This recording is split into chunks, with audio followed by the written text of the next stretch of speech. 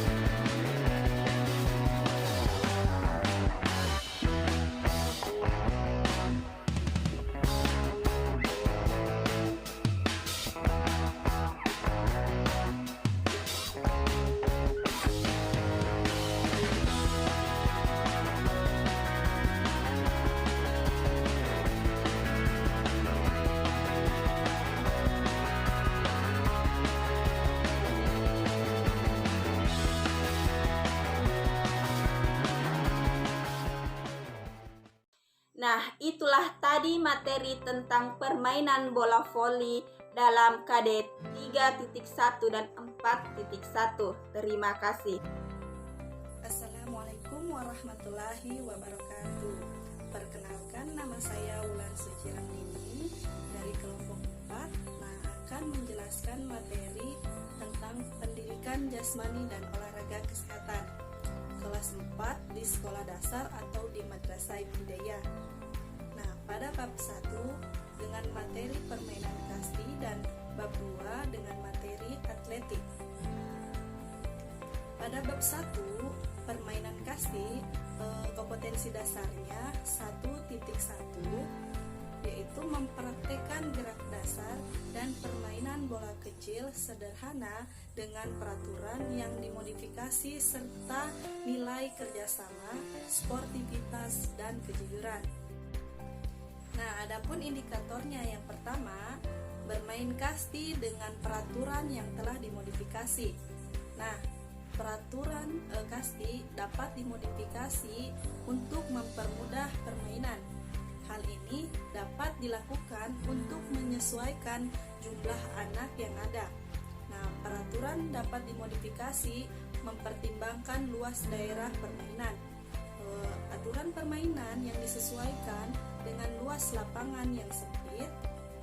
Adapun cara melakukan permainan kasti yang dimodifikasi adalah sebagai berikut. Yang pertama, membagi siswa putra dan putri menjadi 2 regu. Dan yang kedua, menggunakan satu tiang bebas untuk bermain. Dan yang ketiga, membuat lapangan disesuaikan dengan luas tanah yang dipakai. Nah, ya, adapun indikator yang kedua yaitu bekerja sama dengan tim, bermain sportivitas.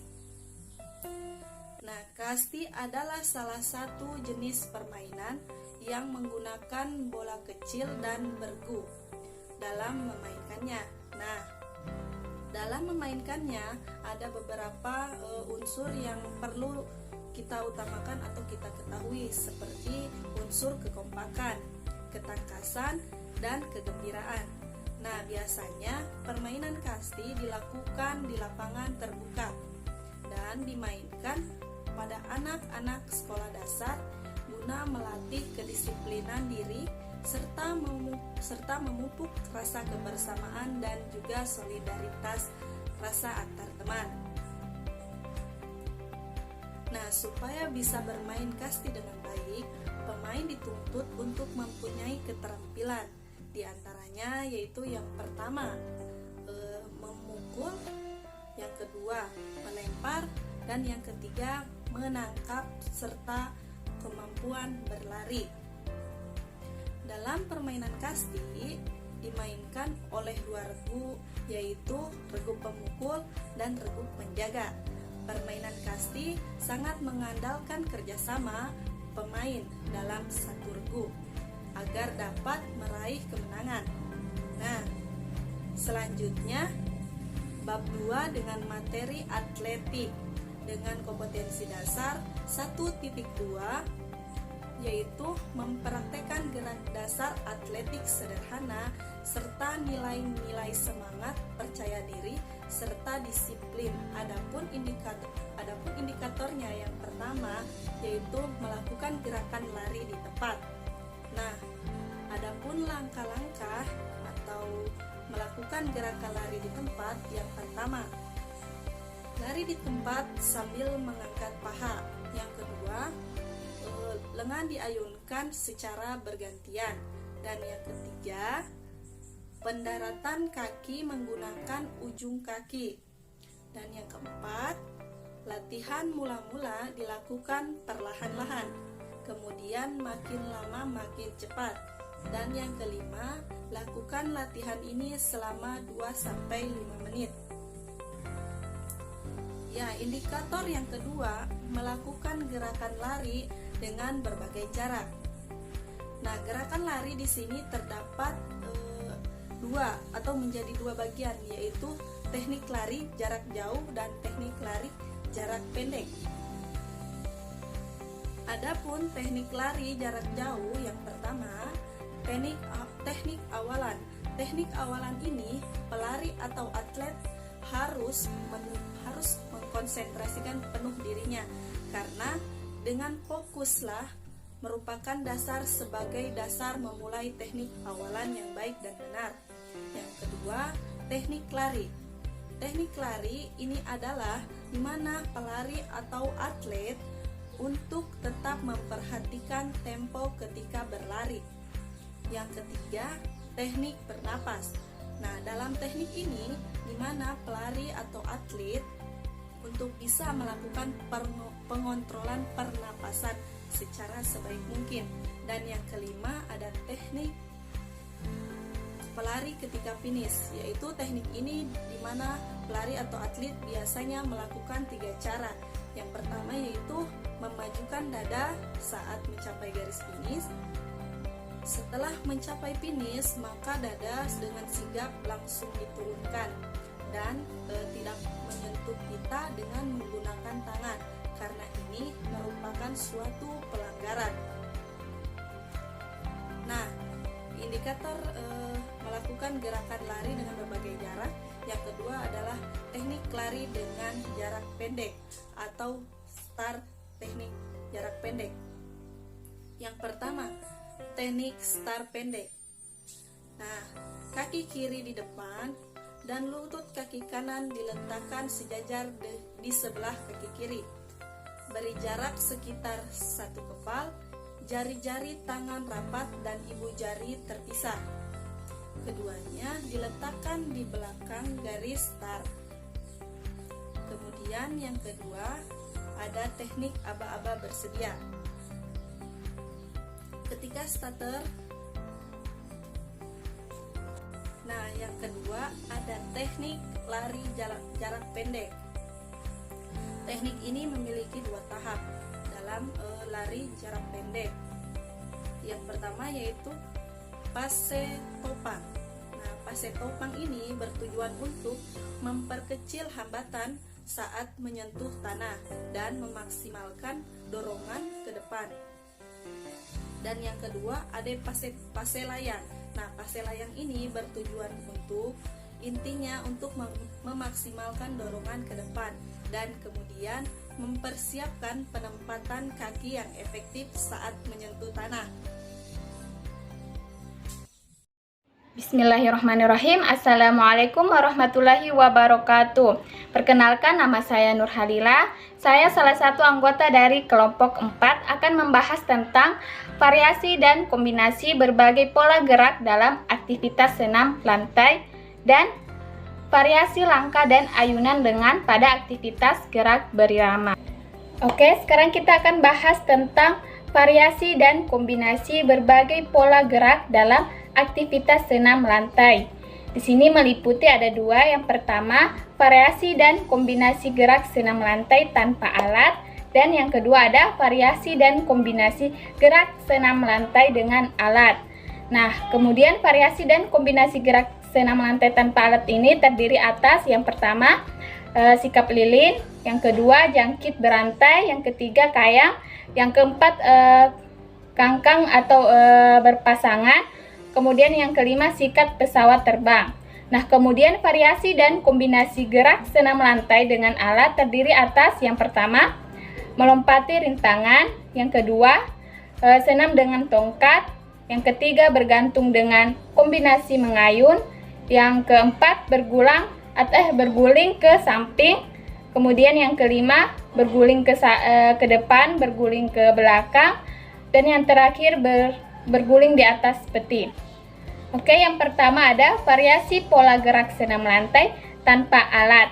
Nah, senam lantai adalah suatu latihan tubuh yang dilakukan di lantai atau pada alat yang dirancang untuk meningkatkan daya tahan, kelenturan, koordinasi, dan kontrol tubuh. Nah, gerakan senam lantai sangat beragam. Ada gerakan sederhana, ada pula gerakan rumit, sehingga memerlukan ketangkasan dan koordinasi tinggi. Nah, senam ketangkasan bisa dilakukan dengan alat atau tanpa alat. Selanjutnya, kita akan mempelajari variasi senam lantai tanpa alat dengan kombinasi berbagai gerakan. Nah, apa saja gerakannya? Nah, yang pertama ada sikap lilin. Nah, sikap lilin ini adalah sikap menjaga keseimbangan dalam posisi seperti lilin. Sikap lilin dilakukan dengan variasi bertumpu dengan kombinasi keseimbangan tubuh. Nah, contohnya bisa kita lihat pada gambar di samping. Nah, kemudian yang kedua ada jangkit berantai. Nah, gerakan jangkit berantai dilakukan berkelompok. Dalam gerakan ini, kita melakukan variasi bertumpu atau tolakan dengan kombinasi berpindah tempat. Nah, contohnya seperti gambar di samping. Kemudian yang ketiga ada kayang. Nah, kayang adalah sikap badan terlentang membusur, bertumpu pada kedua kaki dan tangan. Contohnya seperti gambar di samping. Nah, cara melakukan gerakan kayang yaitu yang pertama, posisi awal badan berdiri tegak, kedua kaki agak terbuka dan kedua tangan lurus di atas. Kemudian yang kedua, jatuhkan punggung ke belakang dengan melengkungkan badan hingga kedua tangan menyentuh lantai. Kemudian yang ketiga, tahan beberapa saat, lalu kembali pada sikap permulaan. Kemudian yang keempat, lakukan gerakan kayang dengan percaya diri. Kemudian yang keempat, kangkang berpasangan. Nah, apa manfaat gerakan kangkang? Jadi gerakan ini melatih keseimbangan, kelenturan, serta kekuatan tangan dan punggung. Oke, contohnya seperti gambar di samping. Kemudian yang kelima ada sikap pesawat terbang. Jadi sikap pesawat terbang merupakan bentuk variasi bertumpu dengan kombinasi keseimbangan tubuh. Jadi bagaimana cara melakukan sikap pesawat terbang? Amati gambar di samping. Oke, selanjutnya kita masuk ke bagian B, yaitu variasi dan kombinasi gerak senam lantai dengan alat. Jadi contoh alat yang digunakan yaitu seperti matras, palang atau gawang rintangan, kemudian tongkat kayu dan palang besi. Oke, yang pertama ada melompati rintangan. Nah, bagaimana cara melakukan gerakan melompat rintangan? Nah, pada gerakan ini terdapat pola gerak yaitu tolakan, melayang, dan mendarat. Sebelum melakukan kegiatan ini, siapkan rintangan atau gawang berukuran 10 cm x 100 cm. Jadi posisi awal sikap berdiri tegak dalam formasi berbanjar ke belakang. Mulailah meloncati gawang secara bergantian, lakukan tolakan, kemudian melayang dan mendarat dengan benar. Berikut contoh di samping. Oke, kemudian yang kedua ada senam dengan tongkat. Nah, siapkan tongkat sepanjang 1 meter. Nah, bagaimana gerakannya? Amatilah gambar di samping. Kemudian yang ketiga ada bergantung dengan kombinasi mengayun. Nah, bagaimana cara melakukan gerakan bergantung dan mengayun pada palang? Amatilah gerakan bergantung dan mengayun seperti gambar di samping. Kemudian yang keempat ada variasi pola gerak dominan bertumpu, tolakan, berputar, dan mendarat pada guling ke samping. Nah, bagaimana cara melakukan gerakan guling ke samping? Gerakan guling ke samping dilakukan di atas matras. Amatilah gambar di samping.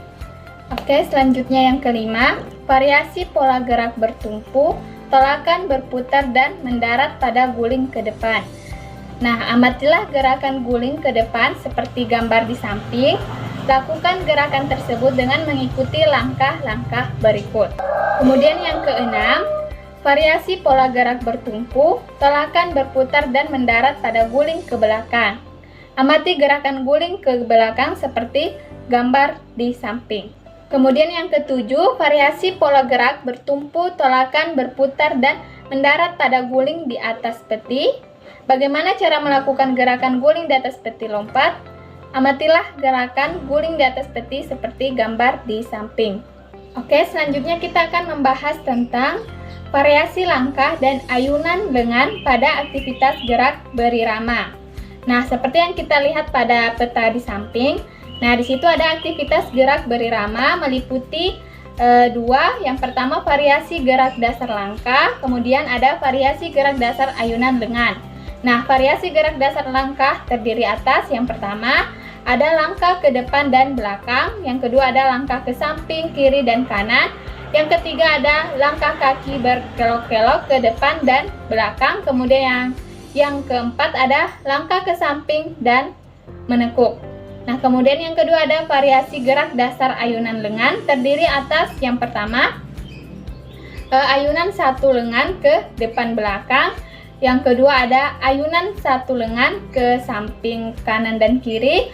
Kemudian ada ayunan dua lengan ke atas dan ke bawah. Kemudian ada ayunan dua lengan ke depan belakang. Kemudian yang terakhir ada ayunan dua lengan silang di depan dan belakang badan. Oke, jadi gerakan dasar berirama atau ritmik adalah gerakan dasar dalam setiap rangkaian senam ritmik. Gerakan ritmik mengutamakan keserasian gerak dan irama. Kemudian gerak ritmik menghasilkan gerakan teratur dan indah. Kemudian gerakan ritmik ini juga atau berirama sangat penting bagi pertumbuhan anak. Oke, kita masuk yang pertama, yaitu variasi gerak dasar langkah kaki. Yang pertama ada langkah ke depan dan ke belakang. Amatilah gerakan langkah pada gambar di samping. Gambar tersebut menunjukkan gerakan langkah ke depan dan ke belakang. Kemudian yang kedua ada langkah ke samping, kiri, dan kanan. Jadi amatilah gerakan langkah kaki seperti gambar di samping. Saat melakukan senam irama, seseorang melakukan gerakan melangkahkan kaki ke samping, kiri, dan kanan. Kemudian yang ketiga ada langkah kaki berkelok-kelok ke depan dan ke belakang. Jadi amatilah gambar di samping. Gambar tersebut menunjukkan gerakan langkah kaki berkelok-kelok ke depan dan ke belakang. Kemudian yang keempat ada langkah ke samping dan menekuk. Contohnya seperti gambar di samping, yaitu gerakan langkah ke samping dan menekuk diawali dengan sikap berdiri tegak. Perhatikanlah gambar di samping. Kemudian yang kelima ada langkah kaki ke depan dan ke samping. Bagaimana cara melakukan variasi gerakan langkah kaki ke depan dan ke samping? Amatilah gambar di samping. Kemudian gerakan berirama memiliki beberapa prinsip. Yang pertama ada irama. Gerakan berirama dilakukan dengan iringan irama musik. Kemudian yang kedua ada fleksibilitas atau kelenturan tubuh. Untuk melakukan gerakan berirama diperlukan fleksibilitas atau kelenturan tubuh. Kemudian yang ketiga ada kontinuitas gerakan. Jadi kontinuitas gerakan ini, gerakan berirama terdiri atas banyaknya gerakan. Selanjutnya kita masuk bagian kedua, yaitu variasi gerakan ayunan lengan. Yang pertama ada ayunan satu lengan ke depan belakang. Nah, bagaimana cara melakukan ayunan satu lengan ke depan belakang? Amatilah gambar gerakan ayunan satu lengan ke depan belakang seperti gambar di samping. Kemudian yang kedua ada ayunan satu lengan ke samping, kanan, dan kiri. Jadi kegiatan gerakan ayunan satu lengan ke samping dan dapat dilakukan dengan mudah dan menyenangkan. Bagaimana caranya? Kalian dapat melakukan dengan gerakan seperti gambar di samping. Kemudian yang ketiga ada ayunan dua lengan ke atas dan ke bawah. Jadi amatilah ayunan dua lengan seperti gambar di samping. Nah, gambar tersebut menunjukkan gerakan ayunan dua lengan ke atas dan ke bawah. Kemudian yang kelima ada ayunan dua lengan ke depan belakang. Jadi amatilah gerakan ayunan dua lengan ke depan belakang pada gambar di samping. Kemudian yang keenam ada ayunan dua lengan silang di depan dan belakang badan. Jadi bagaimana cara melakukan ayunan dua lengan silang di depan badan? Jadi amatilah gambar di samping. Gambar tersebut menunjukkan gerak ayunan dua lengan silang di depan badan. Nah, itulah tadi penjelasan tentang variasi dan kombinasi berbagai pola gerak dalam aktivitas senam lantai dan variasi langkah dan ayunan lengan pada aktivitas gerak berirama. Assalamualaikum warahmatullahi wabarakatuh. Nama saya Melani Arnalia. Saya di sini akan menjelaskan tentang bela diri dan renang gaya dada. Berikut penjelasannya, disimak baik-baik ya. Yang pertama, saya akan menjelaskan tentang langkah-langkah gerak kaki pada bela diri silat. Yang pertama itu pada gerak langkah kaki ada yang namanya kuda-kuda. Kuda-kuda adalah suatu posisi di mana kaki menapak untuk memperkuat posisi tubuh agar tidak mudah dijatuhkan oleh lawan. Di samping itu, kuda-kuda juga sangat penting untuk menahan dorongan dari lawan dan menjadi dasar titik tolak serangan. Kuda-kuda sangat penting dalam bela diri karena merupakan fondasi dalam setiap serangan atau bertahan. Dalam olahraga lain, kuda-kuda juga penting untuk keseimbangan dan juga penting untuk menahan tubuh agar tidak mudah jatuh. Nah, di sini juga saya akan menjelaskan beberapa jenis sikap kuda-kuda, antara lain yaitu yang pertama, kuda-kuda depan. Kuda-kuda depan dibentuk dengan posisi kaki di depan ditekuk dan kaki di belakang lurus. Telapak kaki ke belakang serong ke arah luar, berat badan ditumpukan pada kaki depan. Badan tegap dan pandangan ke depan. Yang kedua, kuda-kuda belakang. Nah, di kuda-kuda belakang ini, berat badan kuda-kuda belakang dibentuk dengan bertumpu pada kaki belakang. Tumit yang dipakai sebagai tumpuan tegak dengan panggul, badan agak condong ke depan, kaki di depan diinjit dengan menapak dengan tumit atau tunjung kaki. Yang ketiga, kuda-kuda tengah. Kuda-kuda tengah ini dibentuk dengan kedua kaki ditekukan dengan titik berat badan berada di tengah. Yang keempat, kuda-kuda samping. Kuda-kuda ini dilakukan dengan cara satu kaki ditekuk dan kaki yang lain lurus ke samping. Berat badan pada kaki yang ditekuk, bahu sejajar atau segaris dengan kaki. Selanjutnya, kuda-kuda silang depan. Nah, kuda-kuda ini dibentuk dengan menginjakkan satu kaki ke depan atau ke belakang kaki yang lain. Nah, berat badan ditumpukan pada satu kaki yang lain ringan sentuhan dengan ibu atau ujung jari kaki. Yang terakhir, kuda-kuda silang belakang. Kuda-kuda silang belakang yaitu kuda-kuda dengan salah satu kaki berada di belakang dengan keadaan menyilang dan kaki ditumpukan ke belakang, badan tetap lurus agar tidak jatuh saat melakukan gerakan tersebut. Selanjutnya, yang kedua yaitu gerak langkah. Gerak kaki langkah. Gerak langkah adalah perpindahan kaki dan tubuh atau pengubahan posisi untuk mendapatkan posisi menguntungkan dengan tujuan mendekati atau menjauhi lawan. Di sini saya akan menjelaskan gerak langkah kaki berdasarkan polanya. Yang pertama itu pola lurus. Pola lurus ini merupakan gerak langkah yang membentuk garis lurus, apakah itu langkahnya maju, ke samping, mundur, tetap selalu membentuk garis lurus. Nah, yang kedua, pola zigzag. Gerak langkah ini seperti membentuk mata gergaji karena bentuknya agak miring. Melakukannya dimulai dari sikap berdiri, lurus dan melangkah serong kiri atau serong kanan. Yang ketiga, huruf U. Pola langkah huruf U ini, kaki kiri dan kaki kanan saling mengikuti. Melakukannya dari sikap berdiri dan kemudian menggerakkan kaki ke samping kanan sambil diikuti kaki kiri dan kemudian merapat kembali. Begitu juga sebaliknya. Keempat, pola segitiga. Pola segitiga yaitu gerakan melangkah menggunakan pola segitiga. Yang kelima, pola huruf S. Nah, yang terakhir, pola segi empat. Nah, yang ini melakukannya agak mudah, yakni dengan mengkombinasikan kuda-kuda saja atau kuda-kuda tengah ke samping dan ke belakang. Berikut ada video praktek tentang langkah kaki. Berikut ini adalah contoh pola langkah lurus. Ini adalah contoh pola langkah zigzag.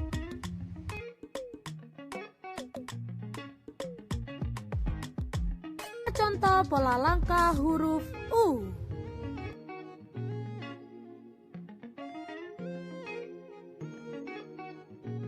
Ini adalah contoh pola langkah segitiga.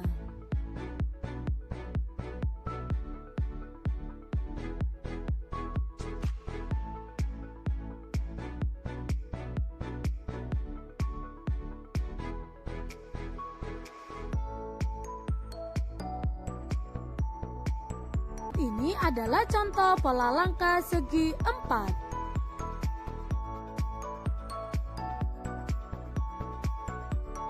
Adalah contoh pola langkah huruf S.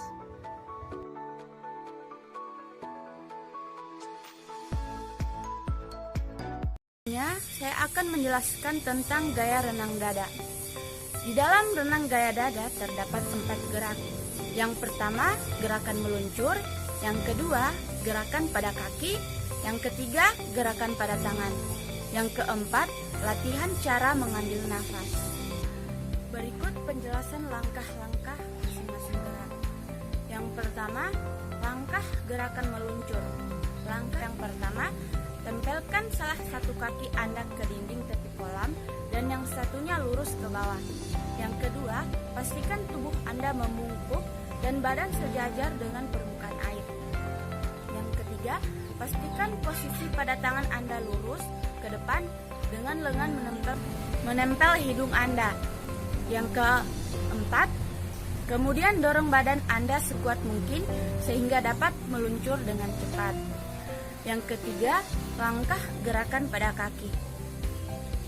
Latihan gerakan kaki ini sangat penting karena merupakan sumber gerak pada tubuh Anda di dalam air. Yang pertama yaitu posisikan badan Anda terlungkup dan sejajar dengan permukaan air. Yang kedua, berpeganglah pada dinding kolam agar lebih mudah untuk berlatih. Yang ketiga, jangan masukkan kepala ke dalam air, letakkanlah di atas permukaan air. Yang keempat, tariklah kedua kaki Anda seperti layaknya seekor katak ke samping, lalu luruskan kembali dan mengayun lagi. Yang kelima, berikan lecutan yang besar ketika kedua kaki Anda akan menutup. Yang terakhir, silahkan ulangi berkali-kali agar Anda dapat menguasainya. Nah, langkah yang ketiga itu langkah gerakan tangan. Cara melakukan gerakan tangan yang pertama itu posisi kaki menempel pada kolam renang. Yang kedua, luruskan kedua tangan Anda dan kepala Anda harus terlihat jelas di atas permukaan, lalu pandangkanlah ke depan. Yang ketiga, setelah tangan Anda lurus, arahkan ke samping badan hingga sampai menyentuh pinggul. Yang keempat, latihan ini harus ditekuni agar dapat mengatur nafas saat kepala muncul dari permukaan. Latihan cara mengambil nafas. Caranya itu, keluarkan udara saat di dalam air dan masukkan ketika kepala Anda berada di atas permukaan air. Biasanya, pernapasan ini dilakukan di setiap 2-3 kali gerakan tangan. Namun, pada pemain handal biasanya melakukan pernapasan setelah 8 gerakan. Berikut ini ada video renang gaya dada yang tepat. Disimak baik-baik ya.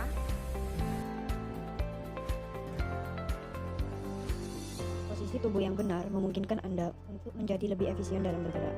Tingkatkan efisiensi Anda dalam air dengan menjaga tubuh Anda selurus mungkin dari kepala hingga posisi pinggul. Posisi kepala Anda menghadap ke depan dan miring sedikit ke bawah. Tarik perut Anda dengan tujuan menjaga punggung selurus mungkin dan pinggul Anda sedekat mungkin dengan permukaan air. Itu tadi materi saya atau penjelasan saya tentang bela diri dan renang gaya dada.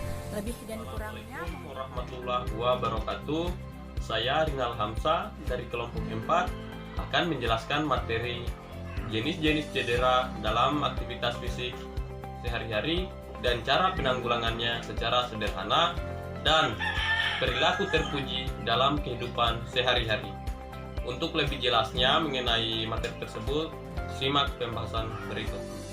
Pertama, jenis-jenis cedera dalam aktivitas fisik sehari-hari dan cara penanggulangannya secara sederhana. Pertama, pengertian cedera. Cedera atau luka adalah kerusakan pada struktur tubuh akibat suatu paksaan atau tekanan fisik maupun kimiawi. Dalam aktivitas fisik sehari-hari, terdapat berbagai macam cedera. Untuk lebih jelasnya, simak penjelasan berikut. Jenis-jenis cedera dan cara penanggulangannya. Yang pertama, cedera otot. Cedera otot, yang juga dikenal sebagai otot tertarik atau kram, merupakan suatu kondisi yang ditandai dengan otot-otot serta tendon pada otot yang tertarik berlebihan karena tekanan besar yang disebabkan oleh aktivitas fisik yang berat atau yang sederhana namun berulang. Cara mengatasi cedera seperti ini yaitu mengistirahatkan bagian yang cedera dan mengompresnya dengan es. Cedera yang kedua dalam aktivitas sehari-hari yaitu memar. Memar adalah keadaan cedera yang terjadi pada jaringan ikat di bawah kulit. Memar menimbulkan daerah kebiru-biruan atau kehitaman pada kulit. Memar dapat terjadi pada daerah kepala, bahu, siku, tangan, dada, perut, dan kaki. Cara mengatasinya yang pertama, kompres dengan es dan air panas bergantian tiap 3 jam selama 12-24 jam. Pengompresan untuk menghentikan pendarahan kapiler. Yang kedua, istirahatkan untuk mencegah cedera lebih lanjut. Istirahatkan juga mempercepat pemulihan jaringan lunak yang rusak. Dan yang ketiga, hindari benturan fisik di daerah cedera saat beraktivitas fisik. Cedera selanjutnya yaitu yang ketiga, pendarahan. Pendarahan yang sering terjadi saat beraktivitas fisik adalah pendarahan hidung, mulut, dan hidung. Cara mengatasinya. Yang pertama, pendarahan hidung. Langkah-langkahnya sebagai berikut. Pertama, duduklah penderita. Dudukan penderita, jepit hidung sedikit ke bawah tulang rawan hidung. Posisi ibu jari berhadapan dengan jari-jari lain. Lakukan selama 5 menit. Anjurkan korban bernapas melalui mulut. Yang kedua, berikan kompres dingin di sekitar batang hidung, mata, hingga pipi. Dan yang ketiga, jika pendarahan tidak berhasil dihentikan, segera meminta pertolongan kepada orang dewasa di sekitarmu. Yang kedua, pendarahan pada mulut. Tindakan menanggulangi pendarahan mulut sebagai berikut. Yang pertama, pendarahan dari bibir atau gusi dihentikan dengan penekanan langsung dan kompres dingin. Dan yang kedua, jika terdapat gigi goyang atau fraktur, gigi tidak dicabut. Korban dibawa ke klinik atau rumah sakit untuk ditangani oleh dokter gigi. Dan jenis cedera yang terakhir atau yang keempat yaitu pingsan. Pingsan adalah keadaan kehilangan kesadaran, bersifat sementara dan singkat. Pingsan disebabkan kurangnya aliran darah, oksigen, dan glukosa. Korban pingsan biasanya karena kelelahan, terpapar sinar matahari dalam waktu lama, dan lapar. Cara mengatasinya, yang pertama, tempatkan di posisi yang nyaman. Yang kedua, posisikan kepala dengan miring. Yang ketiga, percikan air dan bau bawang. Yang keempat, longgarkan baju atau ikat pinggang. Dan yang kelima, berikan minyak kayu putih. Materi yang kedua yaitu perilaku terpuji dalam kehidupan sehari-hari. Pengertian perilaku terpuji adalah segala sesuatu atau sikap, perbuatan yang baik sesuai dengan ajaran Islam. Dalam kehidupan sehari-hari ada 3 macam perilaku terpuji, yaitu berperilaku terpuji antara teman sebaya, kepada yang lebih tua, dan kepada yang lebih muda. Untuk lebih jelasnya mengenai pembahasan ini, simak pada penjelasan berikut. Perilaku terpuji dalam kehidupan sehari-hari. Bagian A, perilaku terpuji antar teman sebaya.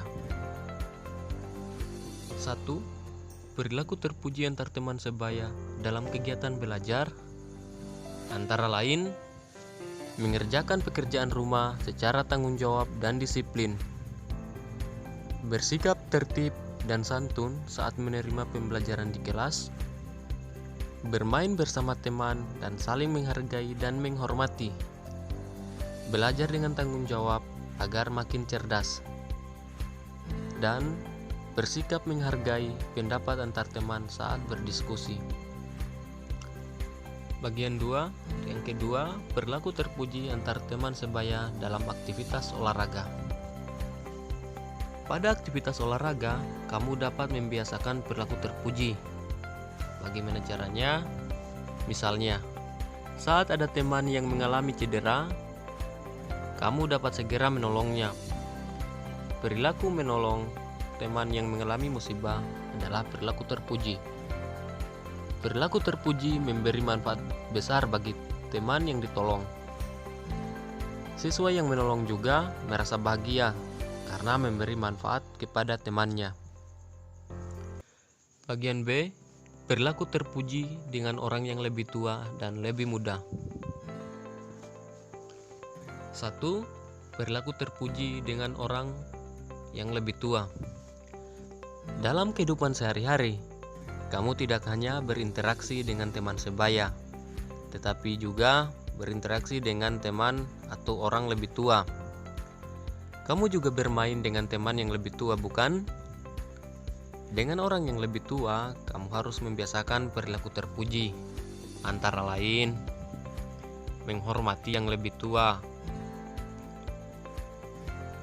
dan ketika melakukan apa-apa atau lewat di depannya harus mengucapkan permisi, memakai adab ya layaknya yang muda bersikap kepada yang tua. Yang kedua, perilaku terpuji dengan orang yang lebih muda. Dalam pergaulan sehari-hari, kamu akan berteman dengan orang lebih muda. Saat bermain dengan orang lebih muda, kamu harus bersikap peduli, saling menolong, dan menghargai. Kamu juga harus menghargai teman berusia lebih muda ketika bermain. Ketika bermain dengan orang yang lebih muda, jangan pandang karena dia lebih muda dari kita tidak menghargainya. Tapi salinglah menghargai walaupun itu lebih muda atau lebih tua. Perilaku terpuji dengan orang yang lebih muda, apalagi dalam permainan berkelompok. Kerjasama yang baik sangat diperlukan. Saat bermain hendaknya kamu tidak ingin menang sendiri.